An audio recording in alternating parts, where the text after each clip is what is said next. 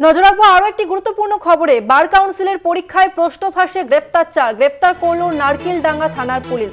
Bar council of ইন্ডিয়ার superintendent বা অভিযোগের ভিত্তিতে গ্রেপ্তার 4 জন। পরীক্ষকের নজর এড়িয়ে মোবাইলে প্রশ্নপত্রের ছবি তুলে প্রশ্ন ফাঁসের অভিযোগ উঠছে।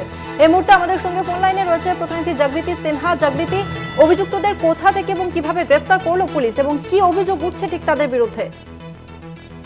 একেবারেই দেখো, বার কাউন্সিলের পরীক্ষায় বেনিয়মের অভিযোগগুলো কলকাতার খান্না হাই স্কুলে। গতকাল খান্না হাই স্কুলে বার কাউন্সিলের পরীক্ষা ছিল। সেই পরীক্ষার হলেই মোবাইল ফোন নিয়ে দুটো প্রশ্নপত্রের ছবি তুলে সেটা ফাঁস করার অভিযোগ ওঠে।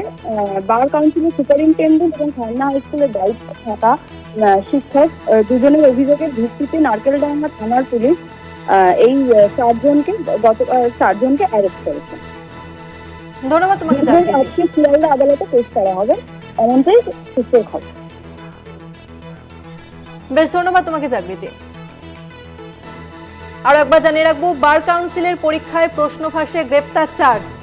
গ্রেপ্তার করলো নারকেলডাঙ্গা থানার পুলিশ। বার কাউন্সিলের পরীক্ষায় প্রশ্ন ফাঁসে গ্রেপ্তার 4। গ্রেপ্তার করলো নারকেলডাঙ্গা থানার পুলিশ।